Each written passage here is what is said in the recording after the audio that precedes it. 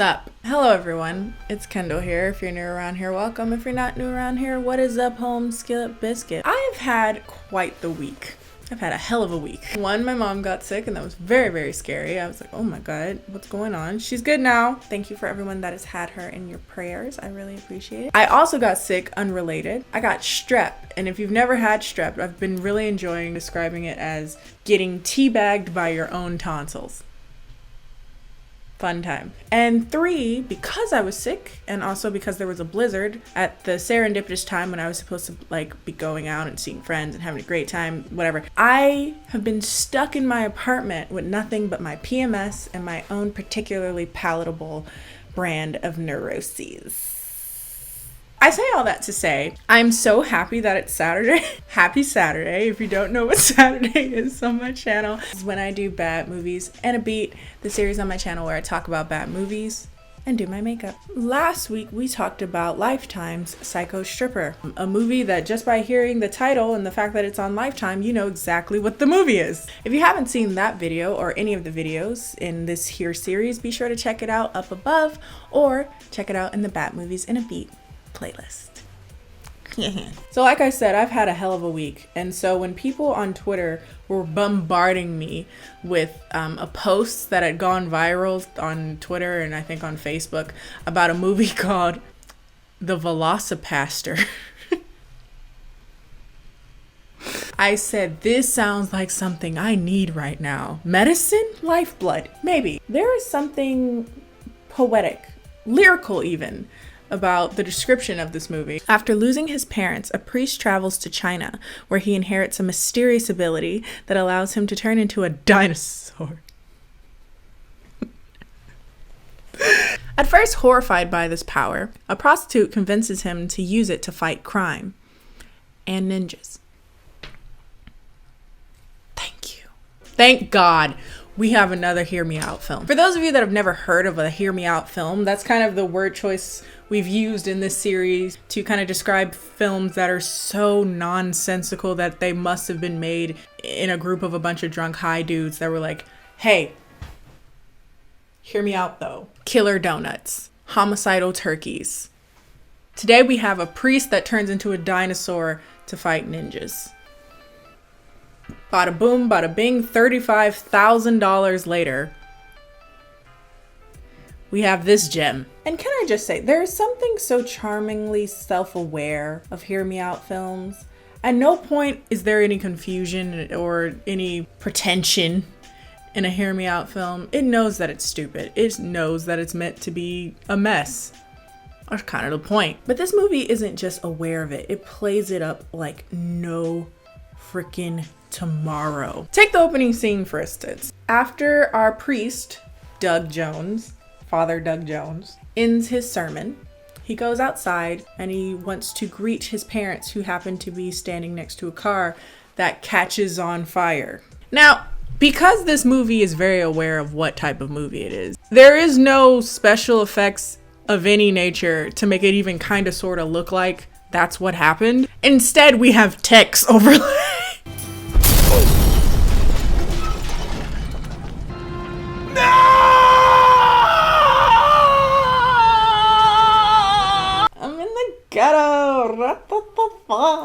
It's so stupid and it shouldn't have made me laugh as much as it actually did.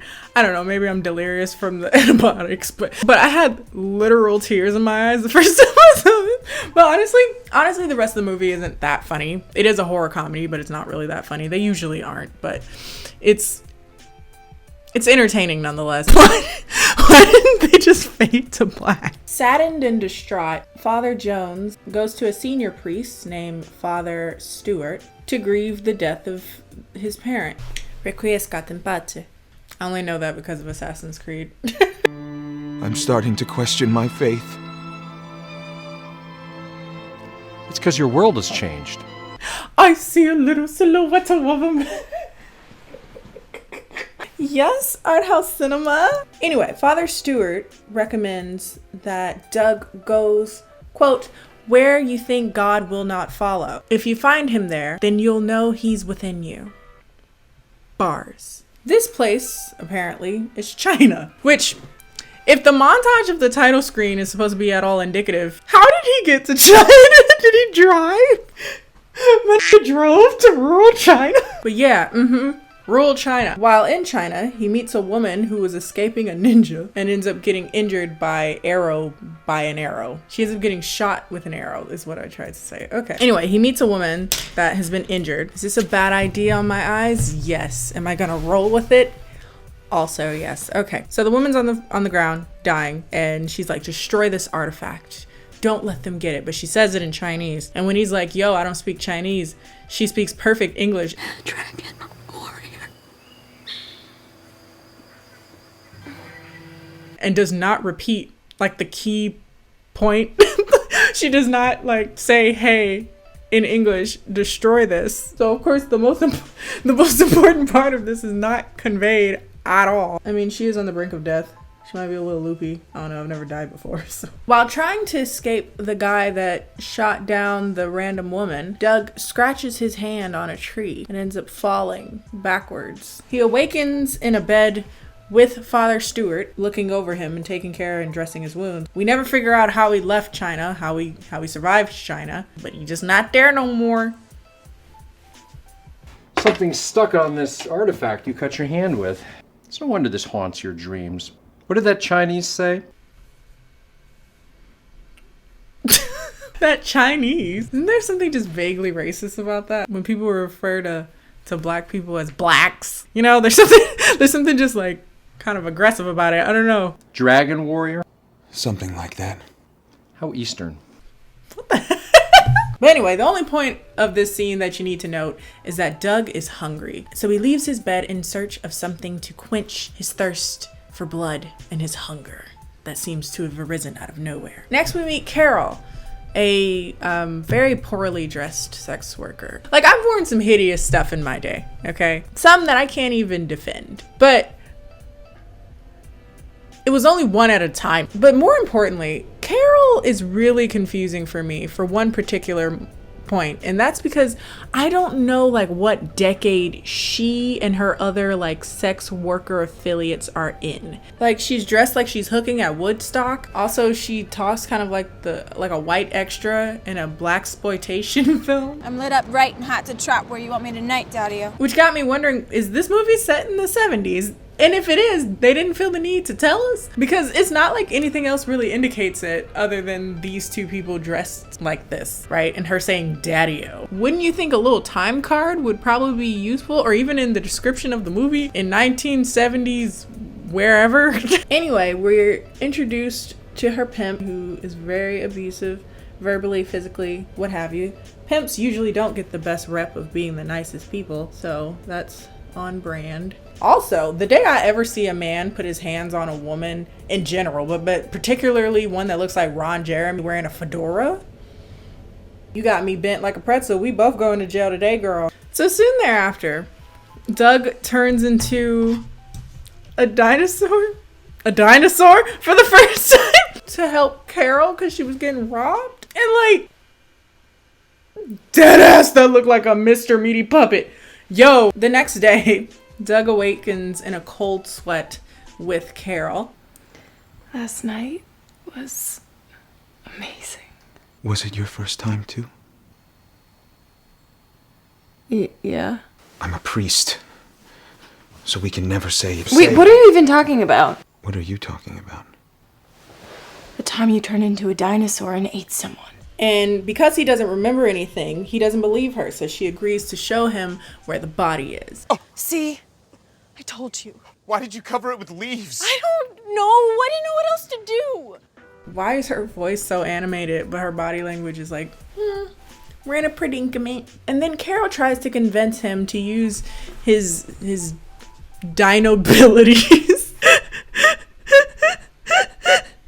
to kill bad people. And Doug is completely turned off by the idea. He's frightened by the idea, and he just leaves in a frenzy, and he just has to go do confessions right now. He has to do his priestly duties right now. He can't even think about this foolishness. While doing confessionals, he ends up chatting with Carol's pimp, who, amongst other things, confesses to have been the person that killed his family, his parents, the priest's parents. What is it that you would like to confess?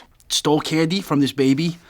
Then I threw the baby in the river. Pimp bitches. I do drugs, sell drugs. Oh shit, actually a couple months ago, this fucking old couple, I blew up their car. Upon learning this knowledge, nothing but sheer Muppet rage comes out, and he ends up killing the guy that killed his parents. And after doing this, he has this newfound feeling of justice, righteousness, if you will. And he comes to Carol to devise a plan on how he is going to rid the world of bad people. Shout outs to Light Yagami. Thus begins the soon-to-be not-so-platonic relationship between the prostitute and the priest.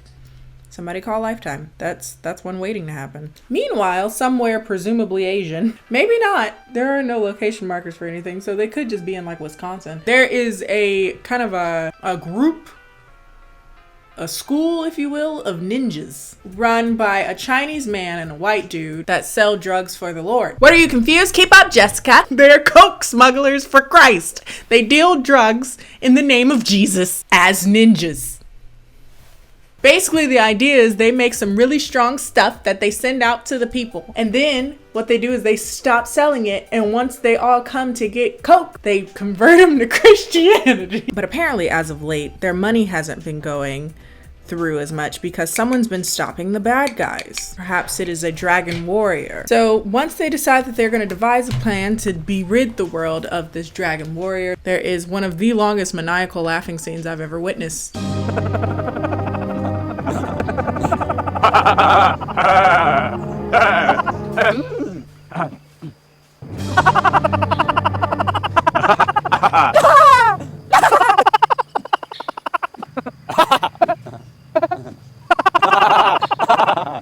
Now, around this time, Father Stewart starts to get a little concerned about Doug's devotion to the church after he started hanging out with his little lady friend. Seems to be distracted from his priestly duties. Father Stewart is like, yo, what's with you and old girl? Have you given up your chastity? A lot's been going on in my life. I turned into a dinosaur. Got a lot on my plate. And upon hearing this, the priest is like, oh no, we gotta get you exorcised because you obviously got a demon. So Father Stewart brings him to get exorcised by Manny and Mue.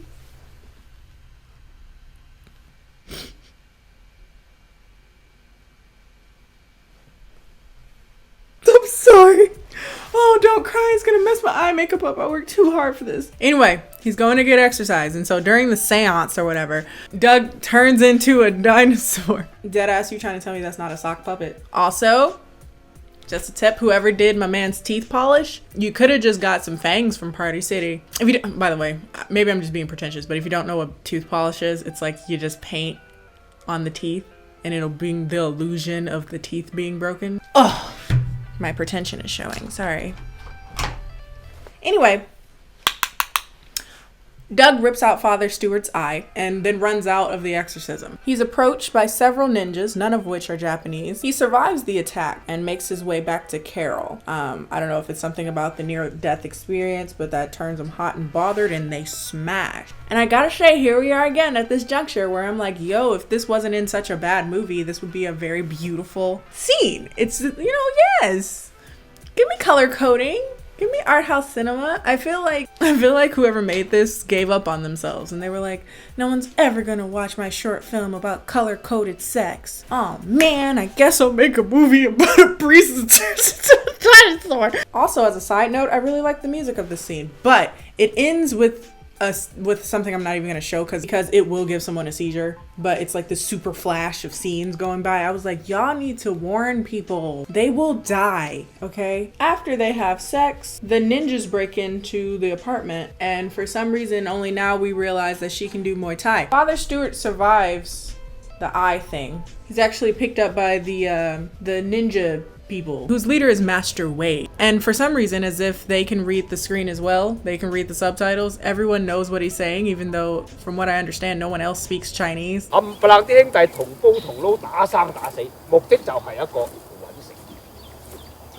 don't understand. You shouldn't understand, that's my point. After hearing his plans of smuggling coke for Christ, Father Stewart is killed quite unceremoniously. So we're headed to the final stretch, right?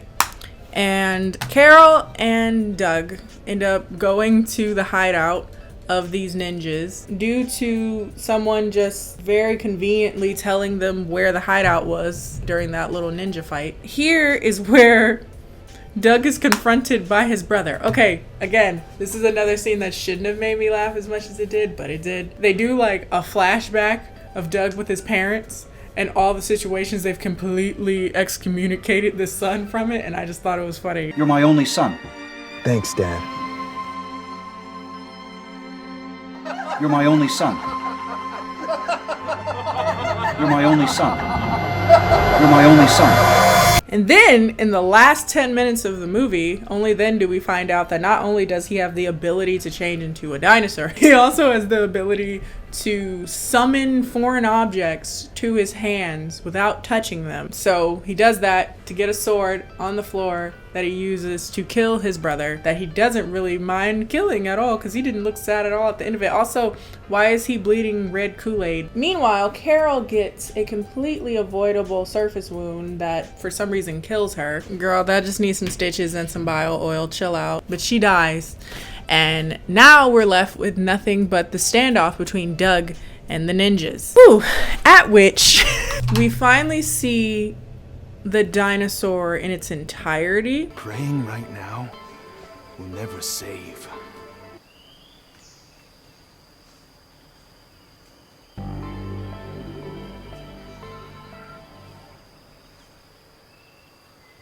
Your life!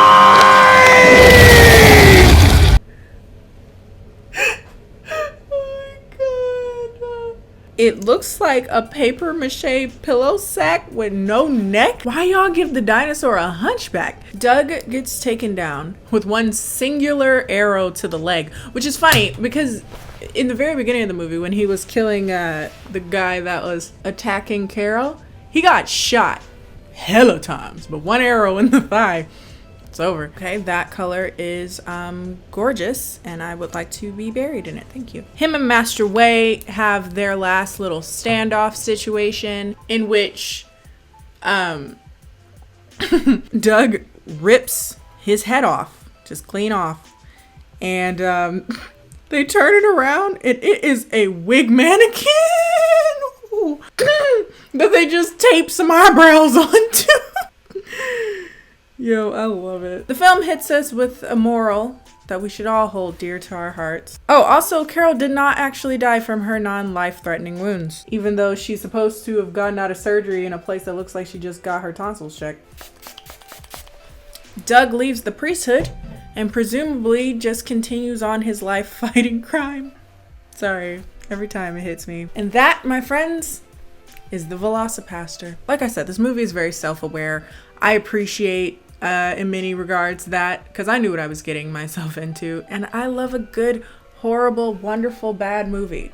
So this certainly is up there. I will add this onto my list of awful films to watch when I just want things to make absolutely no sense. And I will continue to try to make everyone I know watch crappy movies like this with me, because I'm a great friend. That's all for today's video. If you like this video, be sure to like this video. Follow me on all my social media, Instagram, Twitter, both of which are KennieJD. If you have any other bad movies I should check out, those weren't words. If you have any other bad movies I should check out, be sure to put those down in the comment section, and I will see you guys next time.